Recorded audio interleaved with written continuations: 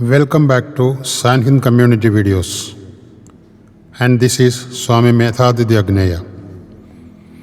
By now, you might have heard the word rationale or Vedic rationale in the context of Sanhind on various occasions. Again, it has been made clear on various times that the Sanhind is sternly based on Advaita and Vedic Rationale. Today in this video, we will examine somewhat in detail as to what constitutes the Vedic Rationale. Rationale or logic is a greatly misunderstood word. Forget for a while whatever you have heard or learned about it and make a little effort to understand it the way the great Vedic sages have understood and used it to conceive the ultimate realities of cosmos. It may be appropriate at this stage to have a few more elucidations about rationale, to make the concept about the word clear from various misleading contemporary contexts in which it is being used. Rationale and logic are used as one and the same interchangeable word in Sanhind, irrespective of any groupings or classifications, as what has been given importance here is the basic concept alone. Contemporarily, the word rationale or logic is seen often closely associated with rationalists. Due to this association, these terms have acquired certain connotations contemporarily to the extent that they are indicative of the ones who negate any conceivable reality behind the existence of cosmos, or in short, non-believers on God, and so on.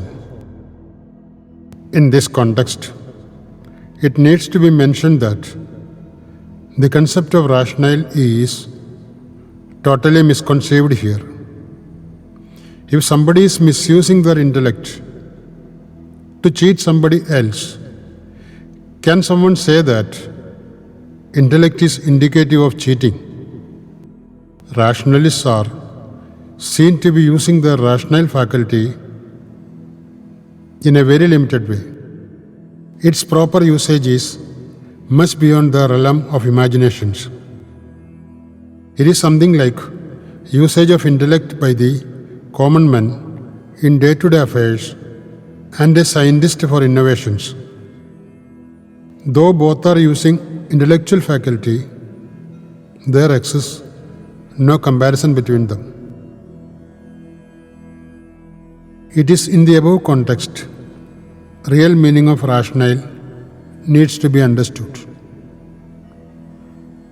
It has to be clearly understood that it is the only tool through which one can approach the ultimate reality of the being and cosmos.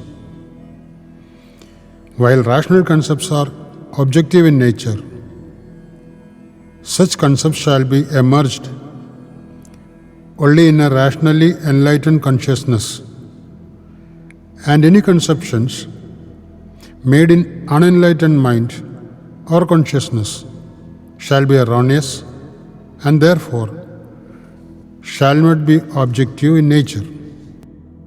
The rationality is inherent in the making of cosmos, which includes human too, and a rationally enlightened mind is in total synchronization with this cosmic logic. As these are explained in Sanhind literatures, repetition is avoided here. The great Vedic sages of Bharat had conceived the ultimate truth of life basically through rational process only. Otherwise, it would have become irrelevant by now. They have brought out the ultimate reality they have seen in Vedic hymns, as said, basically through the rational process only. One's wonderment on these statements is quite understandable. It is possible to doubt that these are results of a far-fetched or fertile imagination.